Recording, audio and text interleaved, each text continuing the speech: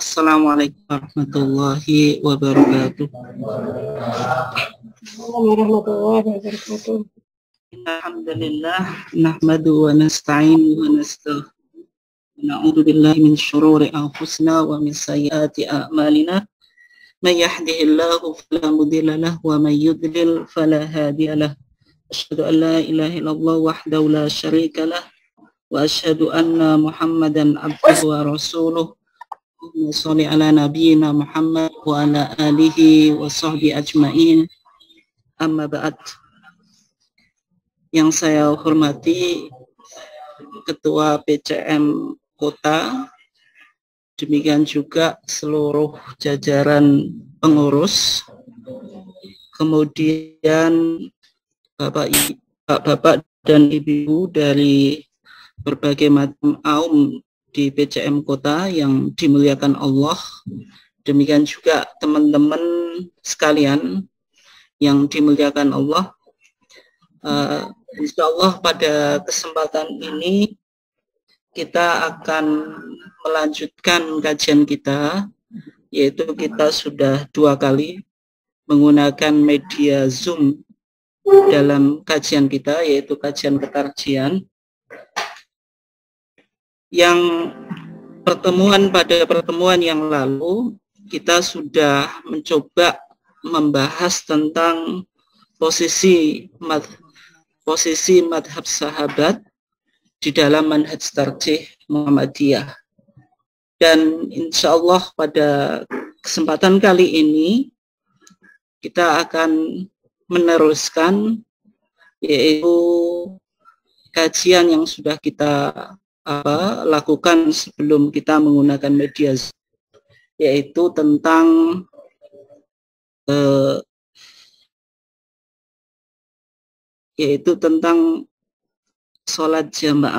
sholatul jamaah.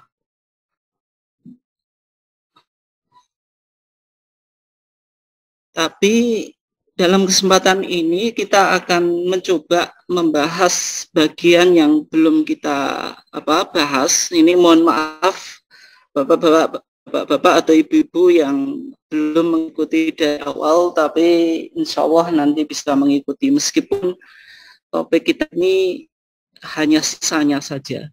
Hingga topik yang saya kasih itu lanjutan bab sholat jamaah. Kalau kita bicara sholat jamaah, ini putusan Muktamar Khususi Majelis Tarjih di Palembang tahun 1956. Ini cukup lama ya. Bapak Ibu sekalian yang dimuliakan Allah. Nah, insya Allah pada kesempatan ini kita sudah membahas beberapa hal yang berkaitan tentang sholatul jamaah, yaitu sholat yang dilakukan antara imam dengan makmum. Jadi dalam terminologi fikih ada 2 jenis sholat. Yang pertama disebut sholatul infirad, yaitu sholat yang dilakukan secara sendirian.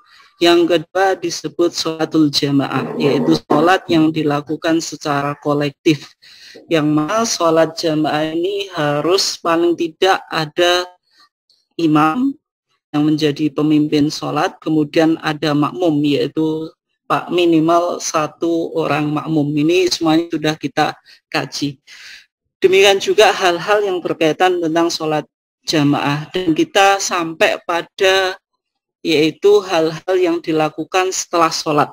Ini jadi yang kita bahas ini yaitu setelah sholat. Adapun yang di dalam sholat, bagaimana hukum-hukum yang berkaitan itu sudah kita bahas. Tapi mohon maaf, tapi insya Allah ini tetap nanti bisa dipahami meskipun Bapak Ibu mungkin ada yang belum mengikuti dari awal.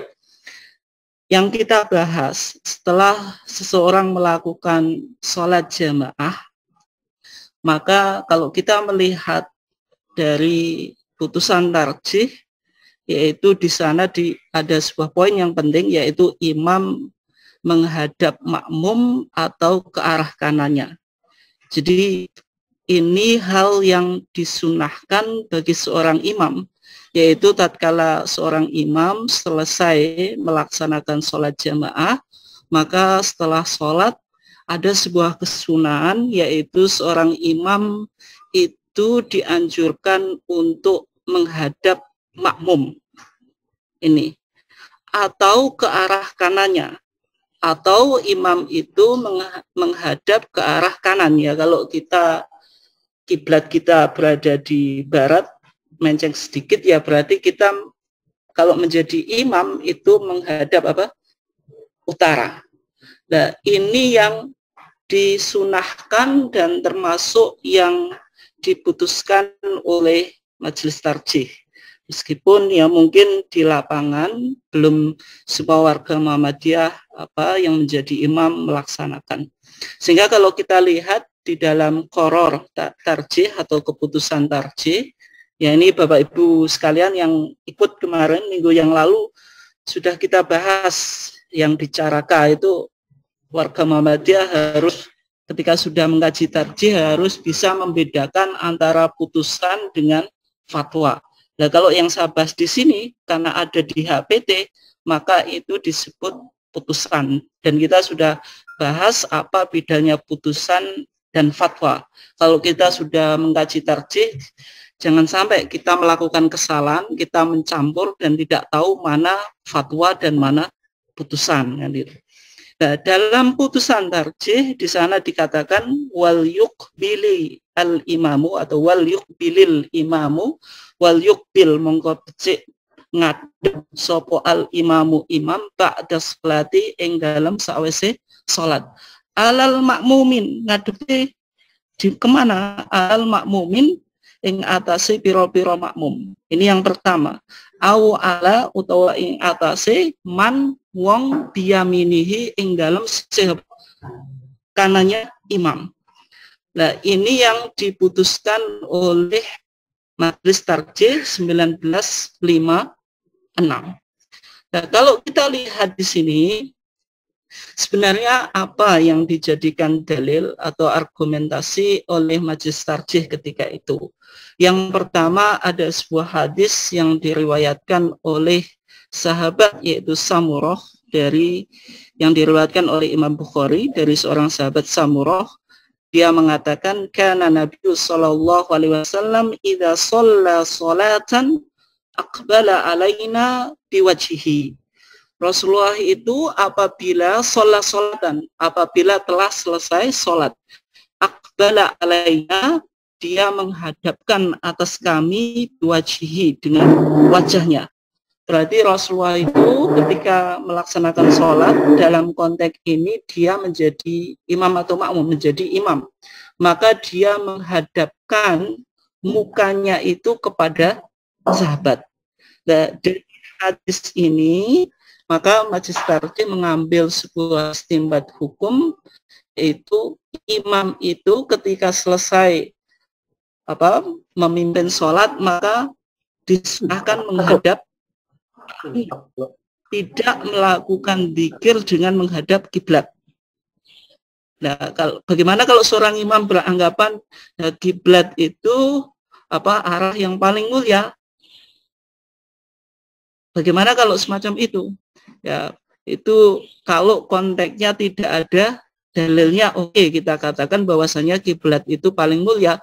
Tapi dalam konteks ini ada nas atau ada teks yang menjelaskan apa yang dilakukan oleh Rasulullah itu ketika selesai sholat, dia tidak menghadap kiblat, tidak mustaqbilan lil kiblah, tidak menghadap kiblat, tapi menghadap ke arah makmum. Dan ini nanti bisa dilihat misalnya Al-Imam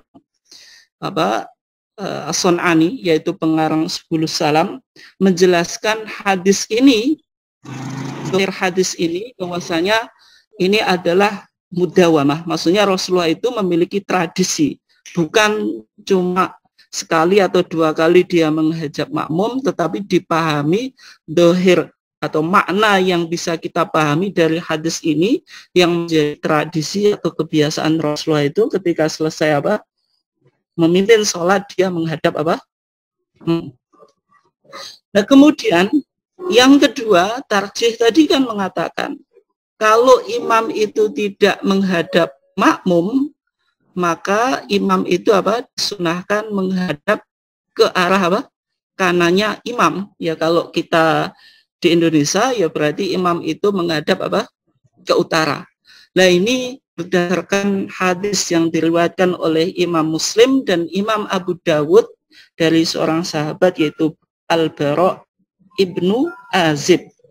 Dia mengatakan kunna idza shalaina khalfa Rasulillah, kunna adalah kami idza shalaina apabila kami sholat khalfa Rasulillah sallallahu alaihi wasallam, di belakang Rasulullah sallallahu alaihi wasallam, ahbabna, kami mencintai annakuna ingento ono sapa ingsun kabeh utawa kita an yaminihi di sisi sebelah kanannya Rasulullah. Fayuqbilu alaina biwajhihi, fayuqbilu mongko ngadep sapa Rasulullah alaina ing atase kita biwajhihi kelawan wajahe to raine Rasulullah. Ini menunjukkan dalil yang digunakan putusan tarjih yang kedua. Jadi pasca menjalankan sholat, imam itu disunahkan. Yang pertama bisa menghadap makmum dengan mukanya, ya berarti memalingi arah kiblat. Dan nanti bagaimana ketika imam berzikir, apakah zikir dan berdoa? Ya berarti zahir hadis ini imam pun ketika zikir itu tidak menghadap kiblat. Meskipun salah satu adab doa itu kan kita dianjurkan untuk mengkiblat. Karena ini ada tagnya, ada dalilnya, berarti bisa dipahami imam itu ketika zikir setelah sholat tidak menghadap kiblat. Ya meskipun ada anggapan sebagian orang dia menjadi imam tetap menghadap makmum, tetapi ketika dia doa nanti dia belok atau kembali ke arah kiblat. Apakah itu ada dalilnya? Maka itu tidak ada dalilnya. Berarti yang kita pahami dari sini yaitu imam itu selesai sholat tadi dua pilihannya, yaitu bisa menghadap makmum atau menghadap arah kanannya makmum. Kenapa sisi kanan? Makanya dalam shaf itu ketika shaf sholat itu shaf yang paling mulia itu kan yang paling depan itu sisi kanan atau sisi kiri, maka yang lebih utama yaitu sisi kanannya dulu, baru sisi kiri, kemudian shaf yang kedua, ketiga, dan seterusnya. Itu kalau bagi laki-laki. Nah, bagaimana kalau bagi perempuan? Kalau bagi perempuan itu dilihat apakah masjidnya itu ada sitter, ada penghalang atau tidak. Kalau tidak ada penghalang, maka yang lebih mulia itu dari belakang. Kemudian baru depannya dan seterusnya. Tapi kalau ada penghalangnya, maka ijtihad yang dilakukan oleh tim fatwa tarjih beranggapan ya kembali pada asal mulanya, yaitu seutama-utama shaf itu yang depan. Nah, kenapa kok shafnya wanita itu yang paling baik di belakang ketika tidak ada penghalangnya? Karena dia jauh dari shaf laki-laki. Secara umum kalau semakin jauh dari shaf laki-laki, maka untuk melakukan konsentrasi di dalam sholat itu lebih terjaga daripada sholat dekat dengan lain jenis, yaitu kira-kira semacam itu. Itu yang pertama. Kemudian Bapak Ibu sekalian yang dimuliakan Allah, maka kita sudah bahas itu berkaitan dengan sesuatu yang disunahkan bagi seorang imam. Nah, sekarang yang kita bahas sesuatu yang disunahkan baik bagi imam dan makmum, yaitu ataupun orang yang sholat sendirian. Jadi ini untuk semua orang yang melakukan sholat. Maka yang disunatkan itu duduk di musola. Tapi musola ini maksudnya tempat sholat. Bukan, pokoknya tempat yang kita gunakan sholat, meskipun di rumah, bukan merupakan bangunan yang kita pahami itu, bangunan khusus bukan. Maksudnya kita disunatkan untuk duduk di musola, yaitu tempat yang kita gunakan untuk sholat. Duduk itu maksudnya apa? Ya duduk tentu untuk berzikir. Jadi bukan untuk yang lain, tapi yang dimaksud duduk di sini adalah duduk untuk berzikir.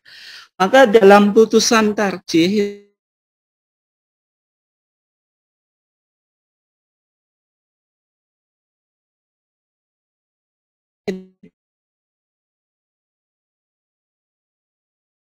itu dikatakan wajlis lan nunggu sapa sira ba'da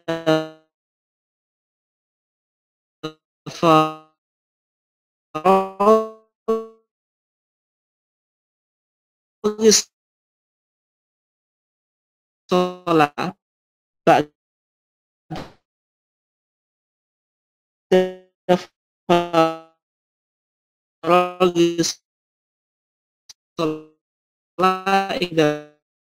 dalam ada berbagai macam doa, tuntunan zikir dan doa. Apakah misalnya doa itu ngangkat tangan atau tidak, setelah saya doa apakah ngusap muka atau tidak, itu sudah dibahas oleh majelis tarjih di Munas Tarjih, Musyawarah Nasional Tarjih ke-25 di Jakarta tahun 2000. Nah, ini nanti yang akan menjadi bagian HPT jilid jilid 2. Karena jilid 3 itu kan dimulai dari Muktamar ke-26. Ini kan ke-25. 26 itu 2003. Kalau ini 2000. Berarti ini nanti yang akan menjadi bagian dari HPT jilid 2 karena ini terbitan parsial.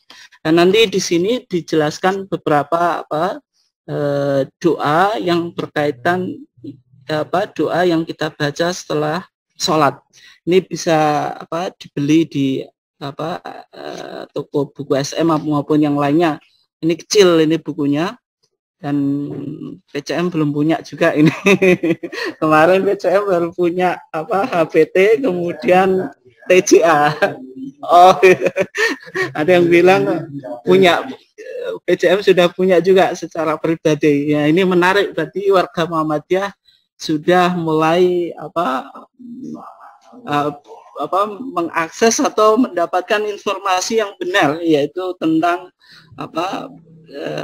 pemikiran-pemikiran ketarjihan. Dan kemudian tadi dalam putusan tarjih dikatakan itu disunahkan apa yang dijadikan dalil. Di sini dalam pandangan tarjih yaitu mengutip hadis dari Al-Imam Bukhari dari sahabat Abi Hurairah. Dia mengatakan qala Rasulullah SAW, innal malaikata, sesungguhnya para malaikat tusolli ala ahadikum, tusolli bersolawat ala ahadikum ing atase salah suwijine ira. Maksudnya sesungguhnya malaikat itu bersolawat kepada seorang di antara kamu. Yang menjadi pertanyaan Bapak Ibu sekalian, ini penting untuk dipahami. Ya, kalau kita solawat kepada Nabi itu kita mengatakan Allahumma sholli ala Muhammad. Nah ini kalau malaikat solawat kepada kita, maksudnya apa gitu loh? Atau tentang ayat innallaha wa malaikatahu yusholluna 'alan nabi ya ayyuhalladzina amanu shollu 'alaihi wasallimu taslima. Itu kan kita pahami ada sholawat dari 3. Yang pertama dari Allah, yang kedua dari malaikat, yang ketiga dari kita atau dari Bani Adam ini. Ya, sholawat Allah kepada Nabi itu maksudnya apa? Memberikan rahmat ta'zim atau mengagungkan, memuliakan Nabi. Tapi kalau sholawat malaikat kepada Nabi dan kepada kita itu maksudnya apa? Mendoakan supaya kita diampuni dan dirahmati. Nah kalau sholawat kita kepada Nabi berarti mendoakan Nabi. Allahumma sholli ala Muhammad.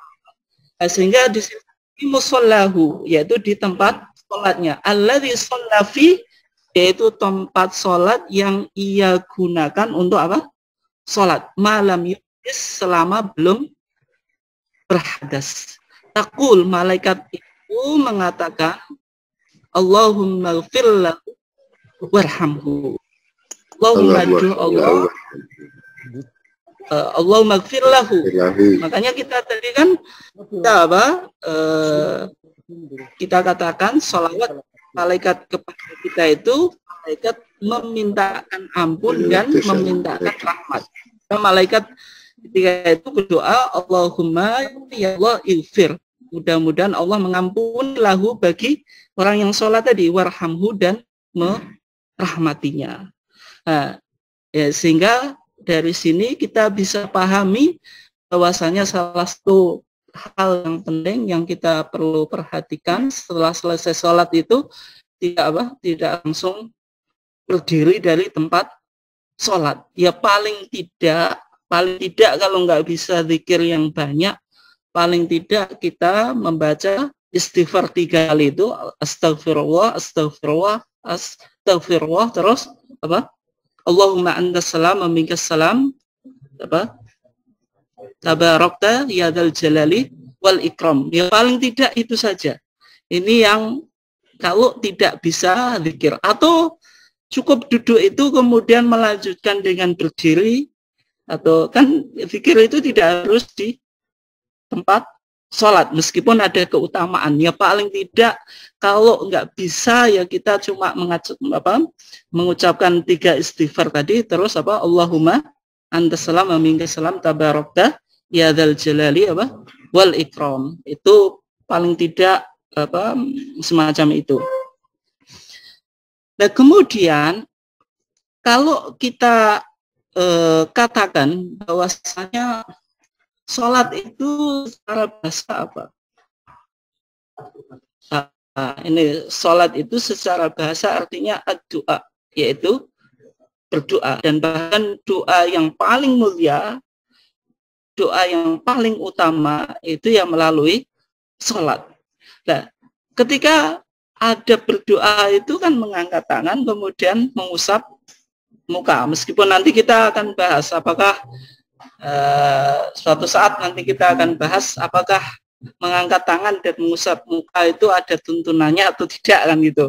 Tapi ada sebagian masyarakat atau yang berlaku di masyarakat, orang-orang setelah selesai sholat itu kan mengusap muka. Apakah itu punya dalilnya? Mereka berargumentasi bahwasanya sholat itu kan berdoa, dan sholat itu doa yang paling utama, sehingga kalau selesai sholat mengusap muka atau wajah. Nah itu apakah ada tuntunan? Nah, ini bisa dicek di tanya jawab agama yang merupakan fatwa tarjih di jilid 5 halaman 46. Maka dalam kajian tim fatwa tarjih belum menemukan dalil khusus dan sahih yang berkaitan tentang kebiasaan mengusap muka setelah selesai sholat. Nah, kenapa kok Muhammadiyah tidak melakukan? Ya kembali kepada apa yang kita pahami kemarin, bahwasanya Muhammadiyah itu coraknya tajdid. Tajdid dalam masalah ibadah berarti Muhammadiyah semuanya dikembalikan kepada Quran dan Sunnah. Kalau tidak ada dalilnya dari Quran dan As-Sunnah, maka tidak diamalkan. Ya, karena dalam pandangan Muhammadiyah, orang mengamalkan Quran dan Sunnah itu menjadi kemudahan. Kenapa kok mudah? Ya karena ibadah ini kan diantara substansinya kan ritual. Dan nanti kalau ada berbagai macam ritual yang tidak ada sumbernya dari Quran dan Sunnah, agama ini kan menjadi menjadi susah gitu loh. Justru dengan kembali kepada Al-Quran dan Sunnah itu menjadikan cara hidup kita di dalam beragama itu menjadi mudah. Karena kita tidak dibebani oleh tradisi-tradisi yang mungkin mengekang kita yang sebenarnya tidak ada dasarnya. Ya, sehingga Muhammadiyah sejak awal bicara orang pasca kematian itu Muhammadiyah kan cenderung tidak mengamalkan. Nanti ada 3 hari, 4 hari Toni, kemudian 40, 100 itu. Kenapa kok Muhammadiyah tidak mengamalkan? Karena tidak menemukan dasarnya, sehingga ya warga Muhammadiyah supaya tidak kebebanan gitu, sehingga dengan melakukan berbagai macam ritual dengan biaya yang mahal, ternyata misalnya sumber dan dalilnya tidak ada, sehingga ini yang menjadikan cara beragama bagi warga Muhammadiyah itu semakin mudah itu, sehingga tidak ada beban yang tidak ada dasarnya gitu. Nah kemudian yang berikutnya, setelah sholat ini ada sebuah tradisi yang di masyarakat yang disebut dengan salaman atau jabat tangan. Nah itu sebenarnya bagaimana? Nah ini dibahas di dalam fatwa tarjih. Yang pertama yang harus kita pahami, bahwasanya salaman itu merupakan sunnah Nabi, tradisi Nabi. Bahwasanya Nabi mengatakan tasofahu, bersalamanlah kamu, yadhabi al-ghillu, maka kedengkian itu akan hilang. Demikian juga dalam hadis yang sahih yang satu lagi dikatakan ketika dua orang muslim itu bertemu kemudian bersalaman, maka ghufira lahuma qabla ay yatafarraqa, maka dosanya itu akan diampuni sebelum mereka berpisah. Maka dalam konteks secara umum, salaman itu merupakan kesunahan, ya, kecuali mungkin sekarang zaman pandemi ini kesunahan salaman itu tidak harus kan kita mengamalkan syariat itu kan tergantung konteksnya. Kalau dalam kajian, karena Muhammadiyah juga menggunakan pendekatan irfani, percaya kepada ilmu pengetahuan dalam kajian kedokteran atau orang-orang yang ahli di bidang kesehatan, bahwasanya corona atau COVID-19 ini kan bisa menular dengan jabat tangan misalnya gitu. Ya, berarti dalam pandangan Muhammadiyah juga percaya pada itu, sehingga sebagai bentuk kehati-hatian, ya kalau ada saudara kita yang tidak salaman, ya tidak usah disalahkan kan itu. Ya kalau ada yang salaman selama ya itulah yang dipahami oleh warga Muhammadiyah, karena warga Muhammadiyah tentu tidak memiliki pandangan nggak usah percaya ilmu kedokteran dan sebagainya, pokoknya iki agama lakonono. Nanti itu menjadi cara beragama secara tekstualis yang tidak memahami substansi dari agama, karena agama ini salah satu unsurnya hifdzu nafs, menjaga jiwa. Nah ini yang mungkin perlu diperhatikan. Nah, hadis ini dipahami oleh saudara-saudara kita, yaitu tasofahu yadhabi al-ghil, berjabat tanganlah kamu supaya hilang kedengkian, dan setiap orang muslim ketemu dengan yang lain itu disunahkan untuk berjabat tangan. Sholat itu ibadah yang mulia, sehingga sholat ini ketika sholat ini kan, kalau sholat jamaah itu kan berarti sholat kolektif, yang mana kita memiliki kesempatan untuk ketemu dengan saudara kita, maka ibadah yang mulia ini harus dibarengi dengan salam. Itu yang digunakan dasar oleh saudara-saudara kita di masyarakat tentang tradisi salaman setelah sholat. Nah kemudian ada hadis, nanti bisa dibaca di tanya jawab 5, yaitu hadis Abu Juhaifah, diriwayatkan oleh Imam Bukhari, yaitu ketika itu Nabi melakukan sholat, yaitu sholat duhur dan sholat asar, dan setelah itu sahabat saling berebut tangannya Nabi untuk salaman. Maka hadis itu nanti bisa dibaca teks hadisnya. Saya langsung kesimpulannya, soalnya panjang, nanti nggak selesai kalau saya kupas dan baca hadisnya.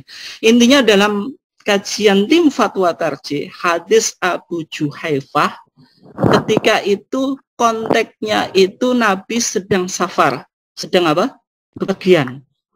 Nabi sholat duhur, sehingga dikatakan sholat duhur rakaatain, sholat duhur 2 rakaat. Kemudian wasalla al-asra rakaatain, salat asar 2 rakaat. Ini kan berarti Nabi melakukan apa?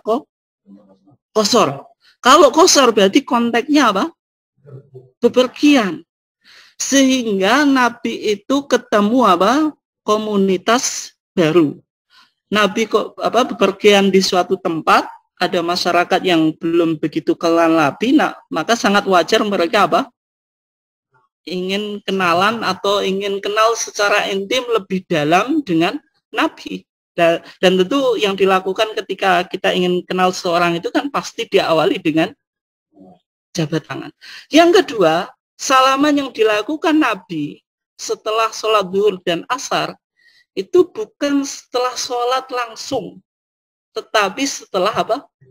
Zikir.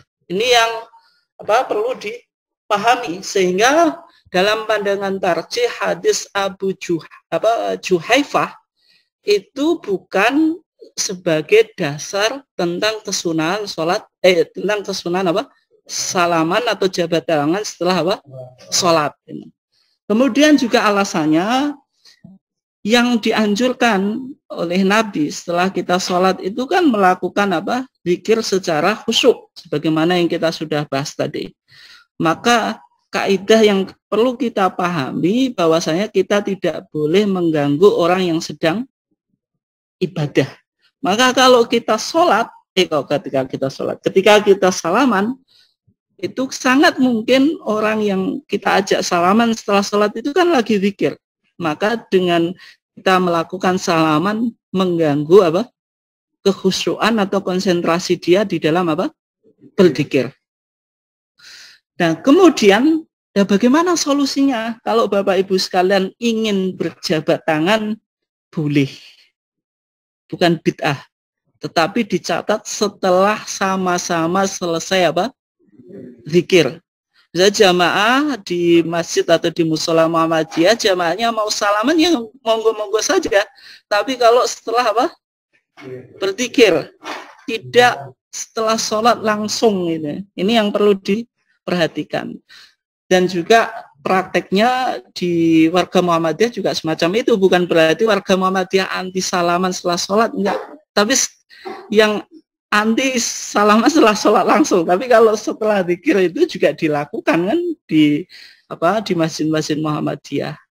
Ya, karena kan yang menurut hadis yang kita sudah kaji tadi, yang dilakukan Rasulullah itu setelah sholat itu menghadap ke makmum, dan tidak ada satu hadis yang menjelaskan ketika menghadap makmum Nabi melakukan salaman, itu tidak ada. Ya, kemudian hadis tasofahu, bersalamalah kamu yadhabi al-ghil, itu kan hadisnya umum. Maka hadis umum ini tidak bisa dibawa ke ibadah yang khusus. Kalau sholat kan ibadah makhdoh kan itu. Harus ada dalil yang khusus berbicara tentang itu. Ya, ini yang yang berkaitan dengan salaman. Kemudian ini yang terakhir, karena waktu kita kan nggak boleh panjang-panjang katanya. Itu dalam putusan tarjih 1956 tadi di Palembang itu ada kesunahan sebelum kita sholat. Ini sebelum kita sholat, yaitu membuat sutroh. Ini penting ya. Ini sutroh. Meskipun kalau jenengan baca di HPT itu wal yattakhidhi al-musolli sitrotan, dan bahkan fatwa tarjih itu bilang sitroh. Tapi ini fatwa tarjih yang belum dipublikasi di TJA, Tanya Jawab Agama. Bacaannya yang lebih betul itu sutroh, bukan bukan sitroh. Meskipun HPT bilang sitroh ini perlu karena kan tidak semua yang ditulis di HPT ini kan harokatnya betul kan itu. Maka bacaannya yang lebih betul itu sitroh, sutroh, bukan bukan sitroh itu. Maka di putusan tarjih itu dikatakan wal yatsahid, dan hendaklah menjadikan siapa al-musolli, orang yang sholat, sutrotan, yaitu sutroh baina yadaihi, di depannya. Jadi sutroh ini dibuat di depannya. Wala yamuronna ahadukum baina yadaihi al-musolli, dan janganlah lewat seorang di antara kamu di depan orang yang sholat. Sehingga di sini ada perintah dan ada apa? Larangan. Yaitu perintahnya apa? Menjadikan atau membuat sutroh atau membuat pembatas di depan kita. Nah, perintah ini apa? Wajib atau tidak? Karena kalau ada perintah, ada dua kemungkinan. Perintah ini menunjukkan wajib, yang kedua menunjukkan apa? Sunnah. Nah, dalam pandangan tarjih, perintah ini hukumnya apa? Sunnah, karena ada apa? Kejadian Nabi itu melakukan sholat tanpa menggunakan apa? Sutroh. Meskipun kalau jenengan misalnya baca sifatus sholat Nabi yang dikarang oleh Syekh Nasiruddin Al-Albani, Nasiruddin Al-Albani berpandangan membuat sutroh itu wajib. Jadi kalau jenengan sholat tanpa sutroh itu berdosa, tapi tidak menjadi syarat sahnya sholat. Berdosa saja, sholatnya tetap sah tapi dosa. Kalau gagal sholatnya ini nanti menjadi syarat sholat. Jadi apa? Sutroh ini dalam pandangan tarjih hukumnya apa? Sunnah. Nanti bagaimana bentuk sutroh itu? Apakah misalnya dengan apa media tertentu, misalnya di masjid-masjid di Timur Tengah itu ada semacam apa papan itu yang khusus digunakan pembatas. Tapi sebenarnya saya ada gambarnya, cuma nggak sempat tadi apa saya tampilkan. Meskipun di sini belum begitu familiar di masjid-masjid Timur Tengah itu, mungkin kalau jenengan yang pernah haji tahu melihat bagaimana sutroh yang dibuat kan gitu. Ini yang pertama. Yang kedua, wala yamurna, dan janganlah sekali-kali lewat siapa ahadukum, salah seorang di antara kamu, baina yadaihi al-musolli. Berarti ini larangan. Ini menunjukkan apa? Keharaman ketika apa ada seorang yang sholat kemudian kita apa lewat depannya ketika dia membuat apa? Sutroh gitu. Ya, kemudian yang apa menarik untuk dicatat, pembahasan tentang sutroh di dalam HPT itu kan diletakkan setelah apa? Sholat. Padahal membuat sutroh itu kan sebelum sholat. Maka yang saya catat di sini pembahasan sutroh dalam HPT sebaiknya diletakkan di awal, yaitu pada saat pembahasan soft. Karena ia termasuk hal atau persiapan yang dilakukan sebelum sholat, baik dalam sholat sendirian atau bagi imam dalam sholat apa berjamaah. Karena kalau bagi imam bagi sholat yang berjamaah, maka kalau imamnya sudah membuat sutroh, maka makmumnya tidak usah membuat sutroh, karena sutrotul imam sutrotun lil makmumin. Sutrohnya imam itu sutrohnya makmum kan itu. Ya, mungkin ya karena ini sudah putusannya, tapi kalau kita melihat kitab-kitab fikih, maka pembahasan tentang sutroh itu dimasukkan pada pembahasan istiqbalu al-kiblat, yaitu menghadap kiblat. Ya, dan menghadap kiblat itu diantaranya dianjurkan membuat sutroh. Tapi kalau HPT ini kan ditaruh di pasca sholat. Padahal kan seharusnya diletakkan sebelum sholat gitu. Ya itu wajar lah. Nanti jangan sampai jenengan beranggapan Ustadz ini siapa kok berani bukan menyalahkan, tapi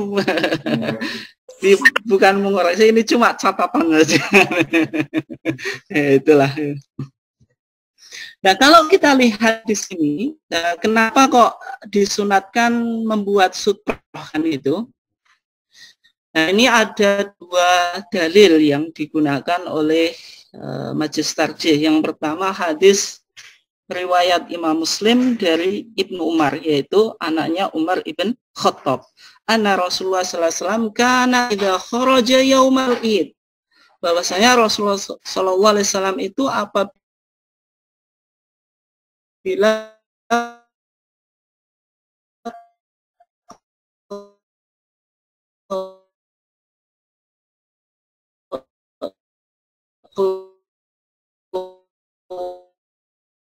keluar apa yaumal id.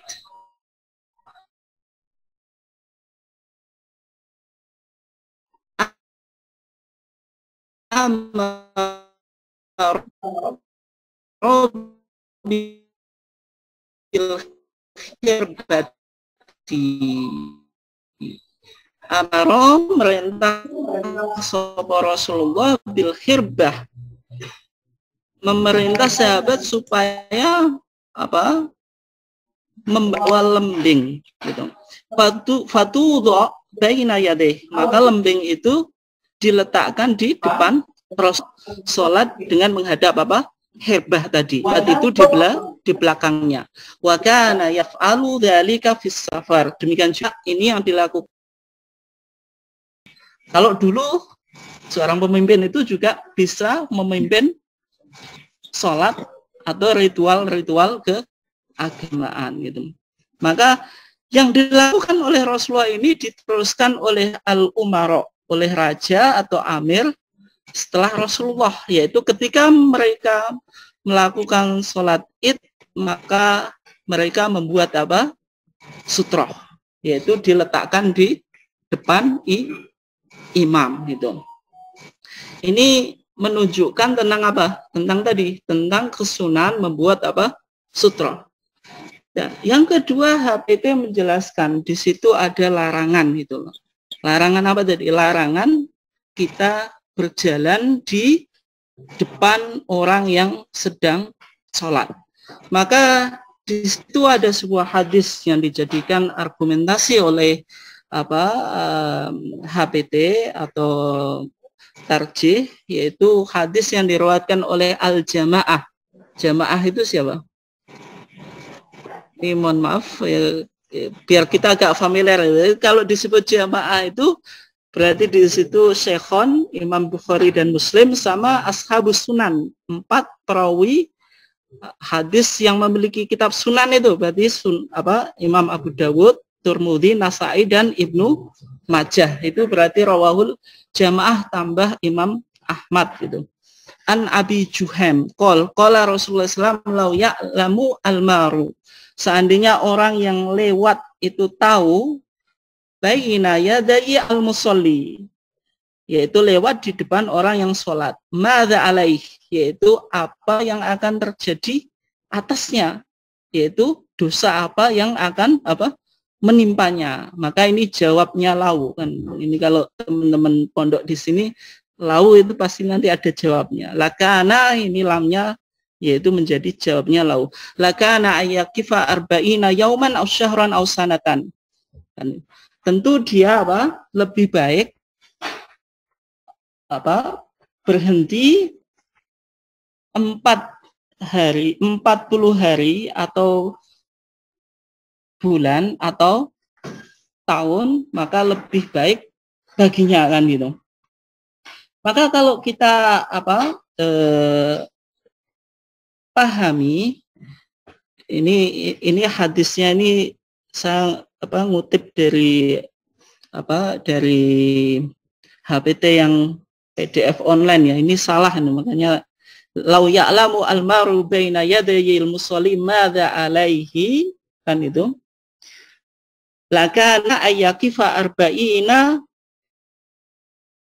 khairan lahu min ayyamura baina yadayhi arba'ina yauman aw syahran aw sanatan. Yang betul semacam ini, kutipan saya ini salah ini. Maka perawinya ini ragu. 40 ini 40 apa? 40 hari atau 40 bulan atau 40 tahun kan itu. Ya terlepas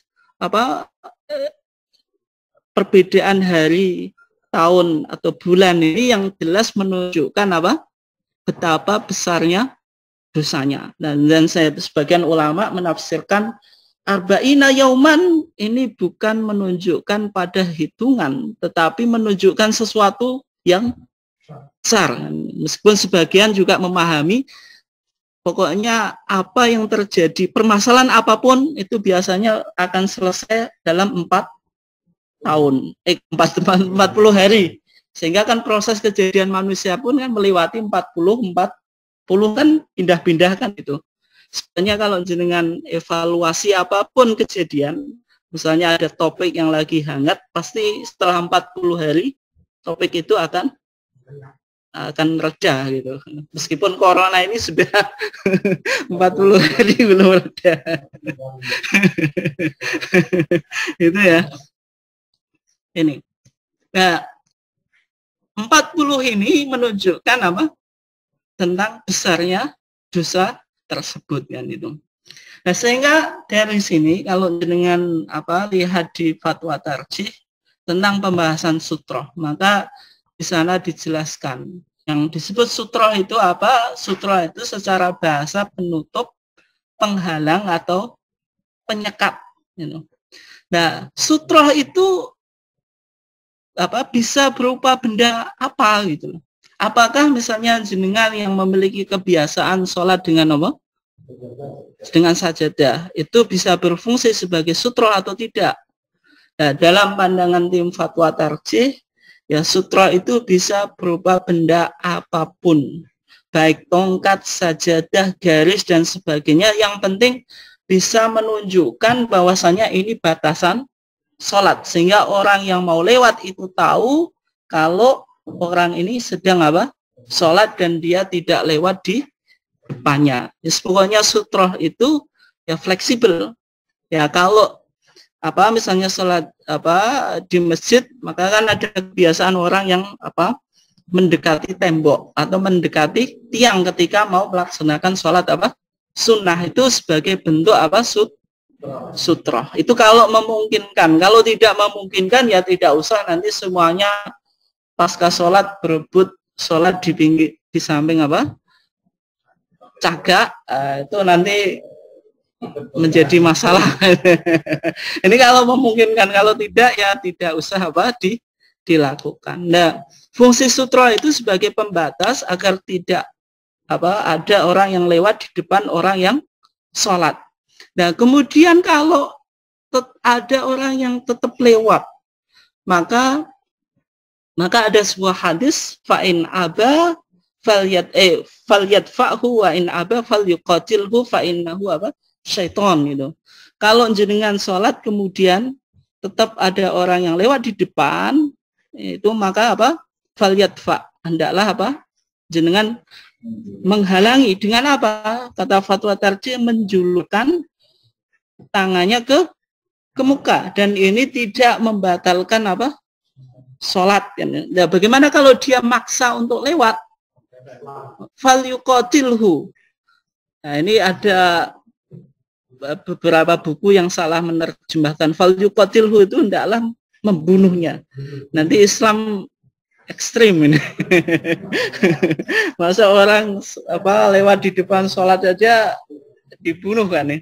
Maksudnya kalau dia maksa untuk lewat, kita halangi yang lebih kuat gitu. Jangan sampai dia lewat. Nah, nanti kalau tetap maksa ya ya nggak usah diburu kan gitu. Nanti nggak jadi sholat kan gitu. Nanti nggak jadi sholat. Dan berarti mementingkan hal yang tidak prinsip, meninggalkan yang prinsip, yang lebih penting, karena sholat dengan buru itu nanti menyebabkan sholatnya menjadi batal kan gitu. Fa innahu syaiton. Maka orang semacam ini disifati sebagai setan, karena setan itu kan sifat syayatinal insi wal jin, yaitu setan dari jenis manusia dan jin. Dan ada ulama yang menafsirkan yang setan itu bukan orangnya tapi korinnya. Fa innahu ma'ahu Korin, setiap orang itu ada jin yang selalu memotivasi kita atau memprovokasi kita untuk melakukan apa? Kejelekan. Yang setan itu yang korin kita, bukan manusianya. Ada juga yang menafsirkan ya manusia itu secara substansi bukan setan, tapi dia memiliki apa? Watak setan. Bisa memiliki sifat sebagaimana setan. Nah, kembali ke tadi, hukum sutroh itu bagaimana kan gitu. Misalnya kalau tadi sudah saya sampaikan, ada sebagian ulama, misalnya Syekh Nasruddin Albani dalam sifat sholat Nabi mengatakan memakai sutroh itu hukumnya wajib. Tapi kalau dalam pandangan tarjih itu sunnah. Kenapa alasannya? Karena Nabi pernah melakukan sholat tanpa sutroh. Sebagaimana diriwayatkan oleh Imam Baihaqi dari sahabat Ibnu Abbas. Ya, meskipun demikian, ya supaya kita mendapatkan kesunahan, tetap dalam menjalankan sholat itu diutamakan untuk membuat sutroh atau penghalang di depannya supaya tidak ada orang yang lewat. Ya mungkin sampai sini dulu saya mengharapkan Bapak-bapak, Ibu-ibu sekalian bisa interaktif ya, biar ngajinya ini ada rasanya gitu. Kalau nggak ada yang interaktif ya nggak ada rasanya gitu. Ya kita buka dulu yang ada di Zoom atau yang online dulu.